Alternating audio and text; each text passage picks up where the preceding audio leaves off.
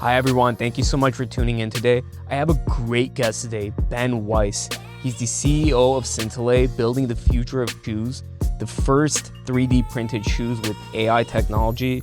He is working alongside Reebok founder Joe Foster and Shark Kevin Harrington. We're going to talk a lot about his company that is building Syntilay along with his business partners, as well as his podcast, the Legends and Leaders podcast, which is a top business podcast. He's had guests on like Kevin O'Leary, Steve Madden, and Jesse Sebastiani, and Howie Mandel. Stay tuned, guys. Thanks. Ben, thank you so much for being here. Thanks for having me. I'm excited to get into it. There's so much, we're building right now. And I think this space is really a new category with AI design and 3D printing. And we just want to bring that to the masses. So let's jump into it. Absolutely. So my first question, first and foremost, there's so many businesses to get in. There's so many sectors to get in. You decide to get into the footwear business. That's what you wanted to hit. What made you want to pursue that aside from like something else, for instance? Yeah, footwear is a really exciting category because of the opportunities in it. If you look kind of across the board, like there are top content creators that sell every item of merch possible, right? You've got hats, shirts, shorts, hoodies, and everything under the sun, but they generally never have shoes. And the question is kind of why? Why don't these people get the ability to sell their own shoes, get their own silhouettes? Everybody dreams of having their own shoe. Everyone loves sneakers. Why not? And the costs have just been so crazy and so insane. It's like $1 million, to make a new shoe. It's an 18-month process generally. You got to make molds for every single size and half size. That's anywhere from $2 to $4 grand a mold. You've got to go and have minimum order requirements for inventory, and then your design process can be very expensive. So we're like, there needs to be something different here. And I got excited about the opportunity to back content creators, the YouTube, TikTok, Twitch generation with their own shoes. These people are so influential. Everybody wants to be like them. Why not give them a shot? So we came up with this method of AI design and 3D printing and reduce the time frame to 3 months to make a new shoe. Don't need any molds. Every single time someone orders, we just print it for them, and we're designing with AI. It's a whole new space that's exciting, and I've always been collecting shoes, so it made sense and fit. Yeah, absolutely. And I was actually watching your interview on the podcast, and it generally the turnaround time to take a shoe is 18 months. But as you just said, for your turnaround, it's like half of that, 3 months. That's a really good, just makes things so much more efficient. What is it about? Why do you think it takes traditionally such a long time? And what is it about you guys that are making it so much quicker? Yeah. So, the process to make shoes right now, like I just touched on a little bit before, is you've got, your molds. You have to do a mold for every single size, and then the half sizes. So size 6, 7, 8, 9, 10, 11, 12, 13, 14. Let's say you go there, you've got 13 and a half, 12 and a, people don't do 12 and a half, but 11 and a half, 10 and a half, etc. They don't, like that range of all these sizes, you've got to go make molds, and that's, $2,000 to $4,000 or so a mold. So you've got a big upfront investment over there. And then you've got, your minimum order requirements. You may have to order 5,000 pairs or, etc. So, this process is time consuming, and you're spending a lot of time in the sketch room. You've got to go sketch out an idea, come up with the initial phase of that, sketch it again, refine it even more until you get to the point where you like it. And it's like, you're just tons of money into this, and then you're 18 months in, and you've got to bet on somebody that you're confident can win at 18 months in. Like if you're like, that's why these brands say, like the big brands like Nike, Reebok, Adidas, Puma, etc. Like they like to only bet on these basketball athletes and give them signature shoes because they know other basketball athletes can sell. They know that the league has a certain level of exposure, and they understand that market.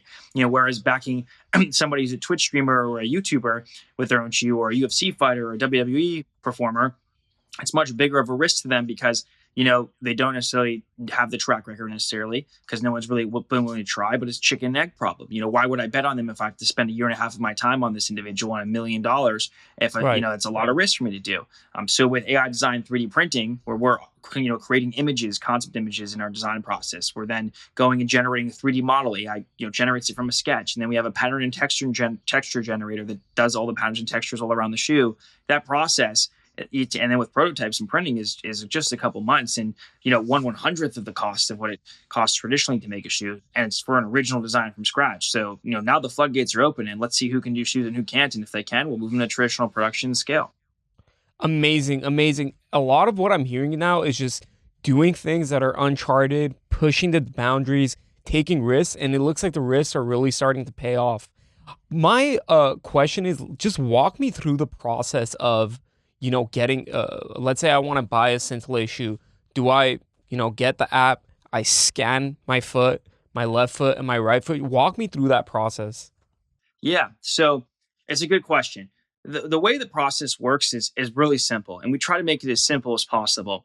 So you go and purchase the shoe, the Syntilay Explorer slide, which was our first slide, this piece of history, the world's first AI design slide you can get, right? And AI design is really cool in one part of this, but also AI, we use AI to go and get the information of your feet. So you basically put an 8x11 piece of paper next to each foot, standard piece of white printer paper, put it next to each foot, and then you angle your feet. You put one foot like this, and then the other one to the side of it. And then you switch positions and you just take a photo like that of each one. And this is simple. Once you purchase the shoe, it says sneaker wallet, and then you just click on that and it says take a photo of each foot and walks you through. It takes 2 minutes to do. What's happening there is that we're using that piece of paper as a reference point. So because we understand the length and width of that paper, we understand the length and width of everything else in that image. So we're able to understand your length and width of your foot, of each individual foot, your arch height, your instep information, and a bunch of other different data points. We collect 12 different data points overall with Volumental. That's the system that we use. And then it gets sent over to our partner factory, Zellerfeld in Germany. And 4 to 6 weeks later, you have a custom-made shoe that replaces the orthotic. You don't even need an orthotic if that's something you have. And even if you're just a normal person and don't need the orthotic in general, this is something that is just a way better fit experience. It fits you perfectly. And it's not even close to the cost of anything else, custom made. It's $150 currently for our slide, which is the most affordable custom made product there really is in the world. Really? Especially in the footwear category. I haven't heard of anything else as affordable custom like that. No, not even basic shoes that you see like, at the Nike store or whatever, or any like, market, like sneaker store at the mall. The cheapest thing is like $120. And that's the most basic shoe. And you go just one level, it's like $200-$300. And so that it really is changing the game with price and affordability. So it's good you're being price conscious about it as well. And we were talking a little bit off camera. It was some super exciting stuff about actually taking the shoe and going into space with it. I want to really let you get into that. Can you get into a little bit about Only that? a little bit. I mean, we haven't fully announced it yet, but we do want to push the boundaries of what's possible with automation. Right now, we're at 70% automation with our shoe design today, so 70% done with AI. And we have another product that will come out soon that will be even more automation, like almost the most possible. But when you put yourself in an environment like space, you have to really push the boundaries of what you can and can't do with automation, because you don't really have a human there to move things along. So that's kind of the goal of what we're focusing on over there, which we'll announce soon. We really want to be able to see how far can AI go, and I think we'll learn a lot from that experiment. We'll see what AI can and can't do and how it's going to improve the design process. But overall, like if you think about AI in design, like yes, it's like a nice buzzword and it sounds interesting, but there's substantial value at that just you can't get anywhere else. You can make new designs far faster and far lower cost and go through way more iterations at a more speedily pace than you can anywhere else with any other type of design. And what we've seen from history with products all around the world, the methods that are the most affordable and quickest always win. So I think every product will eventually have some sort of aspect of AI design included in it, and it's going to keep continuing from there. And we're showing the world what's possible with footwear. AI thinks about things entirely different, than how humans do, and we're seeing that in our design. It's it's a yacht bridge you've got on the top, and then it's shaped like a yacht, and then it's these spaceship patterns and textures all around it, and that's just kind of a glimpse into the future here. And this is definitely the way things are going to move forward with AI design. Right. And as a business person as yourself, as an entrepreneur as yourself, what mistakes do business people or entrepreneurs make when they're in partnership with other people, or they're trying to build a company, or they're trying to build something big? What is like one really big mistake that you see that's made in your experience? Yeah, I mean, there's a lot of different types of mistakes you can possibly make. I mean, one of the best things that I've done, and this is maybe like kind of a different way to answer the question, is I brought on a mentor. I brought somebody on my team that could really give me advice, and specifically has been there, done that in my category, which is the founder of Reebok, Joe Foster. I'm fortunate to have him on my team and his wife Julie, and I've got some other amazing advisors like Kevin Harrington from Shark Tank, and David Meltzer, who ran the biggest sports agency in the world that the Tom Cruise Jerry Maguire movie was based on. But Joe has really been there in this footwear category and built Reebok from barely affording factory equipment to the #1 best-selling shoe brand in the world. Helped design the Classic and Eclipse models. You may own those those models yourself. So he really understands the full breadth of this category and what's possible. When you bring somebody like that on your team, you start to avoid these mistakes, because he understands this is how you make a trend popular over here. This is how you're smart about your costs over there. This is how you design more efficiently. And somebody like that really just avoids a lot of mistakes for you if you bring them on and you're willing to listen. So I would advise any entrepreneur to find somebody that's a mentor. You'd be surprised if you reach out to people cold. A lot of people are willing to give you a chance, and more often than not, you've got a great shot of making something happen. And I would definitely encourage anyone to do that. I've made mistakes along the way. I've learned a lot from that. I've learned a lot more in terms of how to design a product and make it much lower cost. This is something that I realized much more as I went, and how to use materials more efficiently. You also just surround yourself with the right people. I've spent a lot of time trying to just only bring in the right people to my company, and try to find people that really have the same values. And I've been really fortunate to find that now, but it's a learning experience. It's a learning experience that got me to this point. Amazing. And I want to know, how did you get this? How did you get that partnership with Mr. Foster and Mr. Harrington? Because those are two really big people and they really know their stuff. And how did that relationship begin? It's a great question.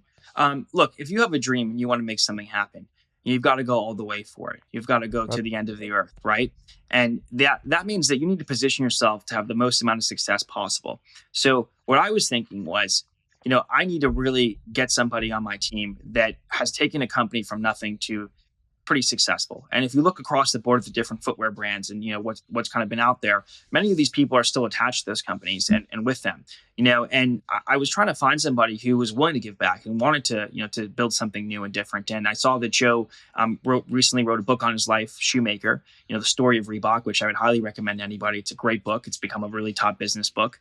And I saw that he was willing to give back his knowledge in this book. And I got the book and I read it. And, I reached out to him online and said, I really would appreciate an opportunity to talk to you and to share what I'm trying to do here. I want to integrate technology much more into footwear. And I want to be able to, to back this new generation of influencers. Everybody wants to be the content creator today. When these other brands were established, they wanted to be the athlete. And he just, took my call and we had a great chat with him and his wife and Julie. And then I heard from there that they're going to be in Fort Lauderdale shortly after. And I was like, I've got to get some time in person with them. That's going to be the best way to make this happen. And I'm in Boca Raton. I'm close by in Florida. So got some time in person and got a little more time. And, from there, I think that they were convinced that there's a really great opportunity here. And I definitely am very thankful to them both. They've been so supportive as anyone can be.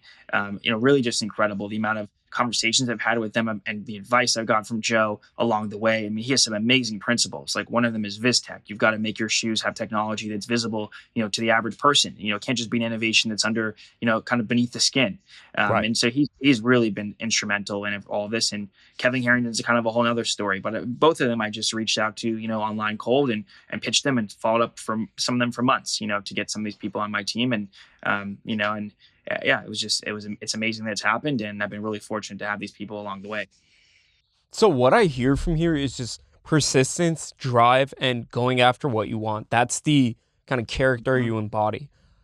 What mistake do you think people would have made in that position? Do you think is it the lack of persistence? Is it, okay, they didn't respond the first time, that it's a no-go? Where do you think most people would have failed in that position where you went and succeeded? Well, you can't give up. If you give up, you lose. It's as simple as that. So you have to think that. You don't have to think about losing, of course. You got to just think about, how do I win? And there's a lot of great people that have advice on this. I recently was watching a clip of Bill Ackman, and he was talking about how he had a point in his life where he was getting divorced, and then his stock, some of his investments were down. Like everything hitting him at the same time, And he said that you have to take one step forward every single day. And that's the same principle that I've been thinking for a long time. I think success is a battle that's not won in one day. And there's a lot of media and talk about overnight success. It generally never happens like that. Even if it's overnight, it's over, many nights. So I think you have to just figure out a method that you can get consistent in life. And consistency is not just about work and whatever your dream is, entrepreneurial wise or et cetera. It's about your lifestyle. Get consistent with the gym. Eat healthier. Get consistent with that. Get consistent with fitness and working out. Get consistent with treating people, really respectfully in the way you want to be treated. It's a whole lifestyle. And then also all these other things kind of fall into place because you're a healthy person and you're making if you make one step forward every single day, you're going to get somewhere. And you're definitely not going to be in the same place as when you started. Whether you'll be successful or not, you never know. It's up to you.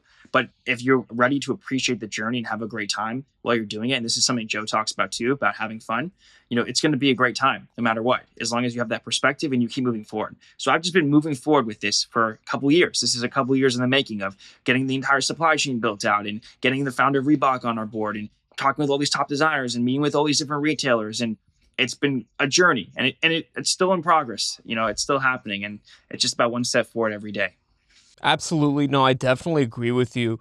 One question that I was really wondering as I was researching into before, we hopped on the pod is, what is one thing about building Syntilay, this shoe company? What is one thing that you really weren't aware of during this process that's interesting. I didn't know a shoe company had to go through that step. Is there anything like that occurred to you?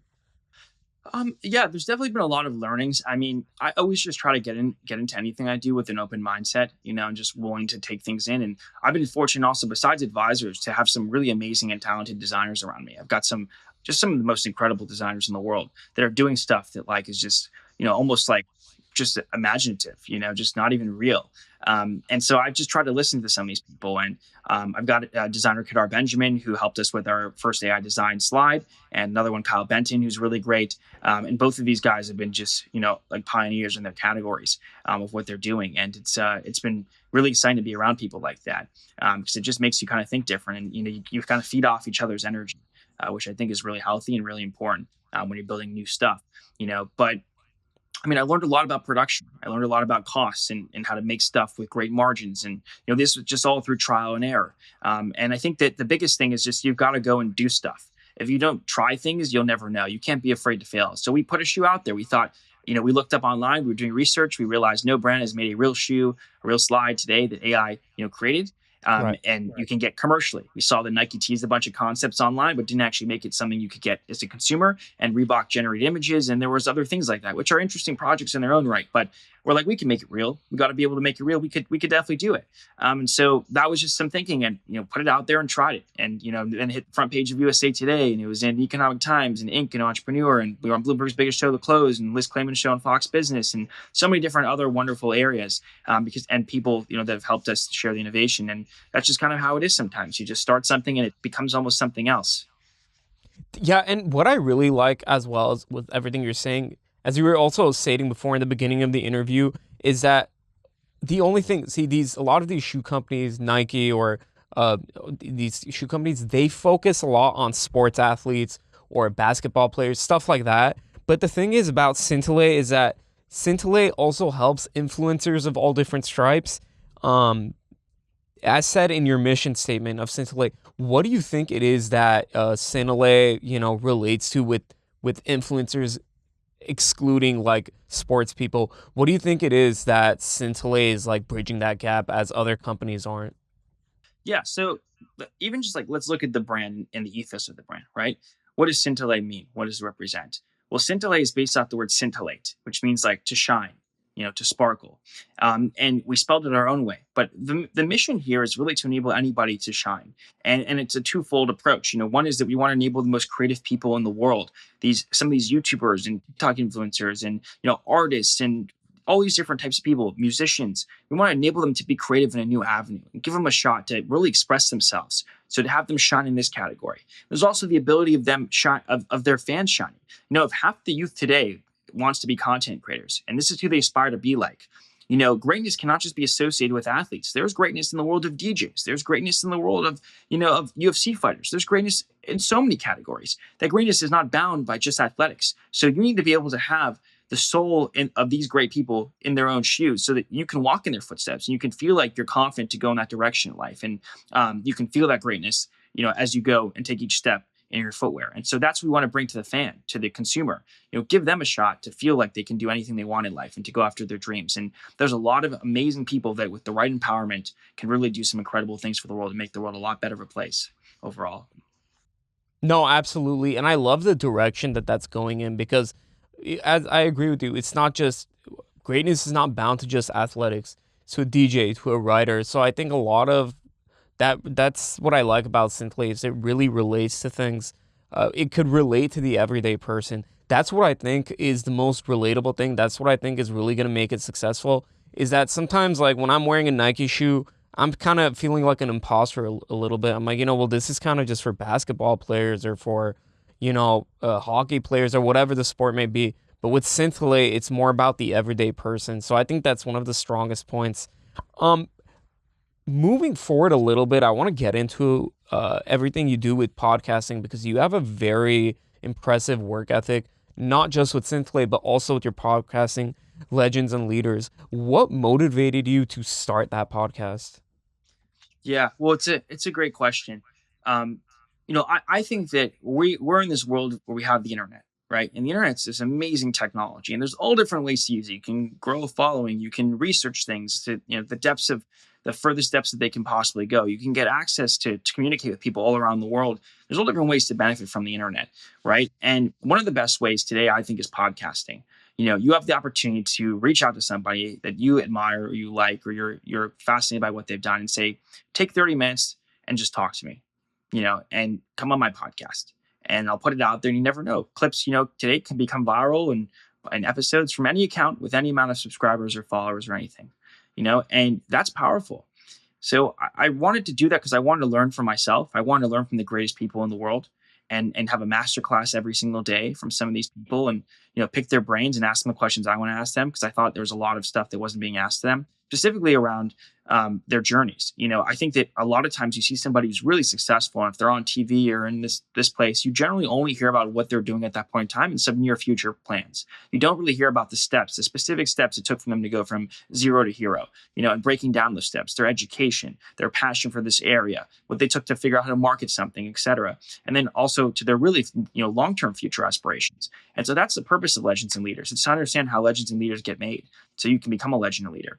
And that's why we want to democratize that knowledge. We want to make that knowledge accessible to anybody. So you can watch an episode in more of a bite-sized form, 25, 30 minutes, and really get a nice understanding of what it takes to become great, and the truth behind greatness. That, we've had people reveal stories and things that, you'd be shocked. Like the inventor of Siri, Adam Chire, talked about how he created Siri like in the early 90s, but way before the iPhone came out, and it took years and years and years to fully develop something like that. And the inventor of Shazam, the music recognition app, he built it, and it was available on the traditional, phone. You would dial a number, play your song next to that number, and it would tell you what it is. And then eventually the iPhone came out, and he's like, let's make an app. And it just spread word of mouth without any marketing, And so these stories are incredible. And you understand, like, he bootstrapped for years to get this thing done. And he had not much money for a long time. And he got the algorithm that's still used today pretty much done for $1,000 from some university professor that understood how to detect submarines with sound and thought, could kind of come up with a sound profile for this.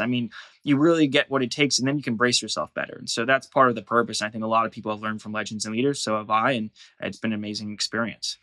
No, definitely. I have too. Every time I just watch that podcast, I'm just thinking two things. I'm like, wow, the list of people you get on is extremely impressive, number one. And number two, I feel motivated to be able to pursue my dreams and do what I want to do, because I get the confidence from listening to other people doing it too. Is there any constant, is there any constant similar trait that all these people have on your podcast? Do they all share the one trait? Do they not give up? Are they just very persistent? Do they have a positive attitude? Have you noticed anything throughout the years? Yeah, I have noticed a lot of similarities. You talked about this earlier a little bit and mentioned it, but it's really about the never giving up aspect. Like, that's massive. It's across the board. Everybody who makes it has never given up. There's some people that things have kind of happened more, I would say there's a lot of luck involved in addition to their effort, but a lot of these people have went for years and years and years and years until something's happened. I had somebody on just today that has a multi-billion-dollar business that started in 2000. It started at like 20 years ago, like almost. And then it's become big. That's how many people, this is something that I tell myself, and I also, tell friends. It's like one of the biggest lessons I've taken away from Legends and Leaders is how many people have went out there and pursued something and never given up, for 10 years, right? Like that kind of long time frame. Like, your odds of becoming successful, if you're going at something for 10 years, how many other people you think are actually competing with you at that same thing for 10 years every single day? It's very small. It doesn't matter. There's 7, 8 billion people in the world. There's pretty much nobody else doing that. there's one person pursuing this, and yeah, okay, you may be wrong, but in 10 years, how many things are you going to try? And how many pivots are you going to have, if you're going at something? And, like success, people look at success sometimes and they're like, oh, how do I get there? It's so complicated. Break it down to categories. Like, how many people are actually going after this specific thing? And how many people are actually going to go after that thing for years and years and years till they get it? It's very small. It's not that many. So, that's what a lot of these people are. They're people that just keep going at something for a long time and are unafraid and just take a step forward every single day. Yeah. Is there any piece of advice you have for like someone that wants to start out podcasting? Is there one thing you would really recommend them to do? Maybe networking. I don't know. Maybe the way you design the podcast. Is there any type of wisdom you could impart to my viewers? Yeah. Something that's really great to do is to just ask people for something, like whether it's, I mean, I would just say to ask them to come on your podcast, but just, you can't be afraid to ask people, for something. Like, a lot of people just won't ask. Like, they won't say, come on my podcast. They won't say, give me 30 minutes of your time for advice. I mean, I had a call with one of the wealthiest people in finance in the world, multi-billionaire, who I just reached out to and said, I really would appreciate some of your advice. And this individual gave me an hour of their time. And it was really impactful, an hour of this person's time. Some people, you could say, if this person was charging for it, it could have been $500,000, $250,000 for the kind of time that this individual gave me. And I just reached out and asked, and what do you have to lose if you ask? You have to learn how to handle rejection. You can't be, I mean, you also have to know how to be smart about when you approach things. Because if you're approaching the wrong place with the wrong ask and you're getting rejected all the time, it's going to be frustrating, upsetting, and, you'll get deterred. But if you're approaching in the right category and you're smart about it and you get some rejection, you have to learn how to handle that. Because rejection is part of new opportunities, of seeking new opportunities. It may just be part of that. It usually is. Because whenever you're shooting your shot at something new, there's a lot of different angles. There's a lot of things. And if you're going to try a lot of stuff, you're going to get rejected from some. So you've got to be okay and open to that. And no, not everybody has to love you, and not everybody needs to be a fan, and not everybody has to appreciate what you're doing. And I mean, I get some emails sometimes that are negative, and I get some emails sometimes that are positive. I get a lot more positive than negative, but once in a while you get a negative one, you kind of brush it off and you say, hey, I need to go where I'm loved, and not the other route. So you got to just put yourself out there and see what happens. If you don't put yourself out there, nobody's as great of a promoter of yourself as you. It diminishes your chances of anything being successful. Absolutely. And one thing that I really like that you do, Ben, is the way that you market yourself. I keep up with you a lot on LinkedIn. I also get daily inspiration from you. And one thing I noticed that you posted, it was a little while ago, is not the importance. Of course, you could ask someone by DMing them or calling or messaging, but you emphasize the importance of showing up in person. For example, there's an event going on and that person will be there. It's important to show up in person, shake their hand, and talk to them. What note do you notice there's a big difference of talking to people in person versus online? I think that, like, this is a great question, because I think about sometimes, like, should I do the podcast in person? Should I do it virtual? Like, there are differences and stuff, but look, I mean, there are pros and cons of everything. Like, I think with virtual, you have an ability to really focus on one thing, just kind of right in front of you.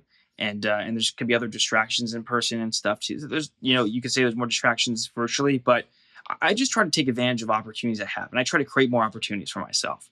And I think that people sometimes think about stuff and they're like, with opportunities, they just think they kind of come to them, and you get to a certain point where you've done enough outreach that so much stuff just comes in. With my podcast initially, like, I was reaching out to tons and tons of people to come on that I really liked, a bunch of different ones. And I wasn't getting reached out to by anybody. Now I get reached out to all the time by people, and I'm really, fortunate to have that. And I just try to manage all of that, because there's so much inbound, which is amazing. But it shifts, it shifts. You do the outreach, you create the opportunities. Other people want to bring opportunities to you, and it's an effect. And it happens with in-person events. It happens with other areas, But I just started trying to take advantage of being in Boca Raton and near Miami. Miami is an amazing city. It has a lot of opportunity, especially over the last couple of years with the amount of business people that have come there. I've tried to just get myself into things and meet people, and spend time picking the brains of the smartest people in the area. And everybody comes to Miami at this point. So I just try to go into events and meet people and build relationships whenever they can possibly happen. And it's kind of been this effect. I've been doing it because I want to learn and I want to grow and I want to build my business in Syntilay and Legends and Leaders as big as possible with as most amount of impact as possible. But I also just have a good time doing it. And so then I take photos and post them, and that's that. Do you think living in Miami, how important is location? Do you think that's really attributed to your success being in an environment like that, or do you think that that's not relevant? I mean, I don't live in Miami. I think that it can be very helpful to live in some of these places. I really like find it great to live outside of that, but be close to it. Hmm. You could say like the New Rochelle to Manhattan, the Boca Raton to Miami. Like you find these like nice areas with great communities, with a lot of good people that care about family and care about building. And then you live close to the city, 45 minutes, 30 minutes away, where all the opportunities kind of come by. Because if you live in the city, there's positive and negatives to that. There's a lot of materialism sometimes in different places and stuff like that, which is fine. I mean, I enjoy living in the cities. I lived in Manhattan for some time, Yeah. but there's pros and cons. I mean, you have to do a drive if you're somewhere that's not close by. But you need to be in one of these cities. You need to be near one of these cities. And I find that there's something really special about what Mayor Francis Suarez has done with Miami. With the city itself. Like I had him on my podcast, and I've talked to him a couple of times recently. And I think that he's created this environment that's just all about innovation. And it started with like this tweet that he did, like "How can I help?" tweet. That was just all about bringing businesses and technology and to South Florida. The Saudi government recently did a conference here that I attended, FII, which was incredible. And it's the Yeah. only place in the United States they do this prestigious conference. Some of the most important people in the world is in Miami. And it's because of the efforts of him and just what this community has become. And I mean, now we've got Ken Griffin and Orlando Bravo, and I mean, it's just the list of names just go on and on and on of the innovators here. And it's really amazing to be around these people and to soak it all in an environment that's very warm weather-wise, but also warm and friendly, maybe because of the weather. And so it's great to be near a city that's big, but you got to have people that are friendly and open-minded. And I found that this combination here is really perfect. So a lot of people of what I hear, a lot of people like to say Dubai is the future of business. Do you think Miami would be the future of business? I think Miami has a lot of potential. I think Dubai does too. But I mean, in America, I would say I'm bullish on Miami. I think it's going to grow a lot more.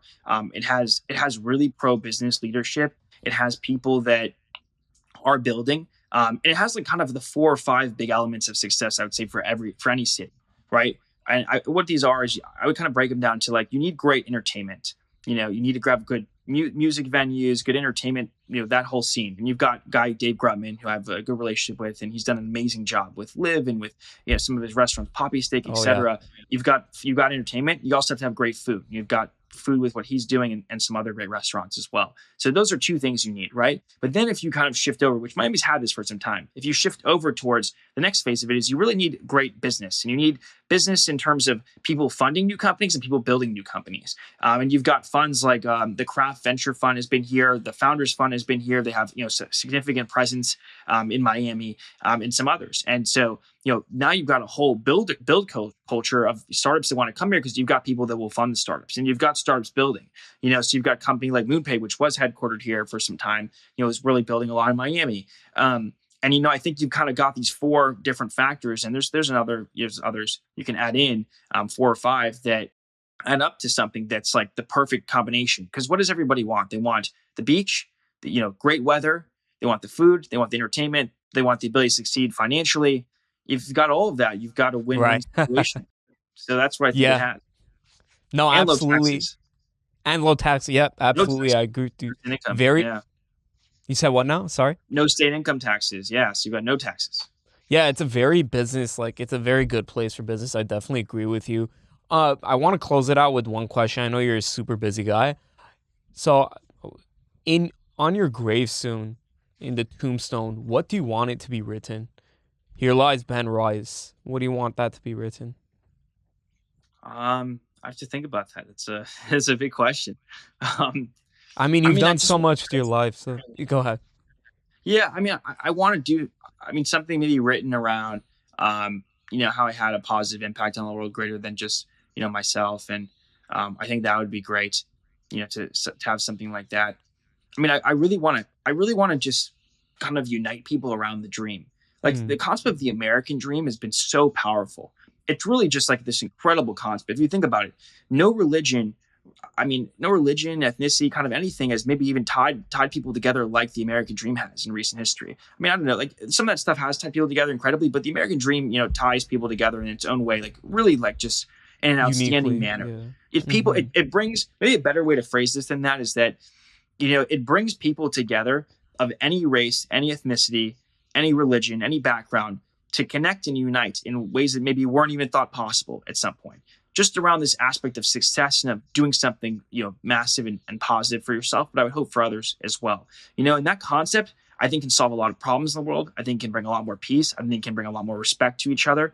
And that's something that I want to continue to further. And I think by empowering people to feel like they can go after the dream, because in life, you have two options. You either go after your dream or you don't, and the life of you going after your dream is a lot more exciting than the one of you not. Regardless of if you get it or not, you're going to have much more fun if you at least try, and you'll be a much happier person. Otherwise, if you don't go after your dream, you're going to be depressed. So, like getting people to feel like they actually can do that and they can move forward, and people aren't necessarily at this super high pedestal has been legends and leaders in Syntilay. That's what we're trying to do here. And I hope we can become the example and inspire a lot of people. Absolutely. And I have no doubt that that's exactly what you're going to be doing. Thank you very much for coming on. Where can people find you? If they want to get in touch with you or the podcast, where can people find you? Go ahead. Yeah, they can find me on LinkedIn, Instagram, any kind of platform. It's usually Ben Weiss, Ben M Weiss on different social media, or Syntilay.com, Syntilay.com. Our brand and Legends of Leaders is Legends, letter N, and then Leaders all combined, and you can find that on any podcast platform or any kind of location there. But yeah, this was great to take the time and talk about some of this stuff, and I appreciate you giving me the platform. Absolutely. Thank you so much for coming on. I know you're super busy. And thank you everyone for watching. Go ahead and like, comment, subscribe. Tell me your favorite part of this interview in the comments below. Thank you everyone. Have a great day. Bye-bye.